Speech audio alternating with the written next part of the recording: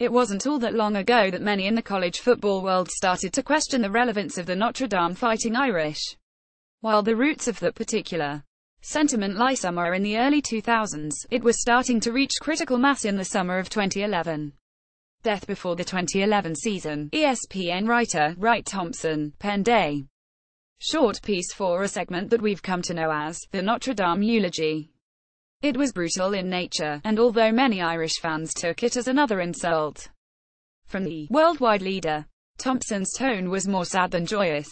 The Irish followed it up with an '85 season that included losses to the USC Trojans, Michigan Wolverines, Stanford Cardinal, and Florida State Seminoles. Shams Sports Bowl. It was also the season that started with Notre Dame losing to the South Florida Bulls at home. It certainly wasn't the type of season that was meant to silence critics. Irrelevance. The following year, Notre Dame was once again under attack in the preseason. This time it was ESPN's Rick Riley. In a much more mean-spirited fashion that Wright Thompson, Riley suggested that Notre Dame was irrelevant and to go even further, they should be relegated to the IV or FCS. It was ridiculous. Notre Dame, however, used it as motivation en route to a 120 regular season that also had a serious Heisman run from linebacker Manti Te'o. The question of relevance was answered soundly, but the Irish fell short of a return to glory after a stomping from the Alabama Crimson Tide in the BCS championship game. Purgatory. The Irish followed their excellent 2012 season up with a 2013 campaign that ended with a Pinstripe Bowl win and a 2014 season that ended with a Music City Bowl win. Both seasons were abject failures, especially after so much hope following the 2012 season.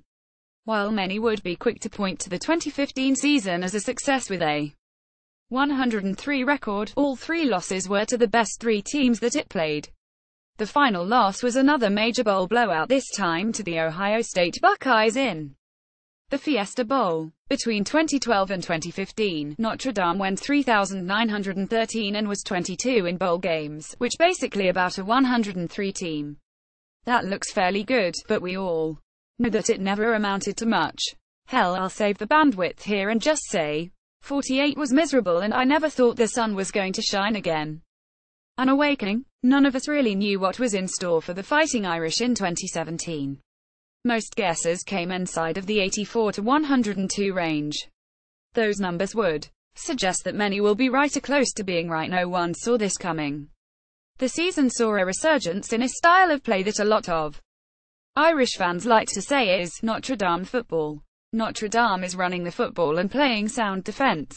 Even now, the Irish are 6th in the country in rushing yards per game, 290, and a respectable 25th in scoring defense, 20.4 ppg. They are also 19th in the country in scoring offense with 36.7 points per game. These are all signs of a really good season, but so much still hangs in the balance to honestly make that determination risen rather than focus on what could have been this season. I am solely interested in what can still be. Frustration sets in when the same bad result keeps happening over and over again. National title aside, Notre Dame has not won a major bowl game since the 1993 season. Perhaps it's destiny or fate that the last major bowl that the Irish won was in the Cotton Bowl, and now the Irish could lock that destination up with a win over the Stanford Cardinal in Palo Alto on Saturday. This is why Saturday's game is so important. Outside of a miracle, Notre Dame will fall short of making the college football playoff. Still, an extremely successful season is still very much open to the Irish. A Cotton Bowl win over the Penn State Nittany Lions, for example, would be that final point to make. Revelation. Despite our predetermined feelings about Brian Kelly, it really does appear that the changes made after last year are exactly what the Irish needed. What happens now will be the ultimate test.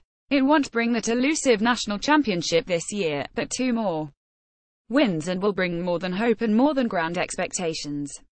It would bring the light, and extinguish so much of the negative vibes that still surround the program. The frustration is real, but so is the hope if you let it inside you. So much is at stake in these final 2 games for the Irish. Perhaps finally being able to claim a victory in a big bowl game will do exactly that. Hopeful Jesus, hear our prayer.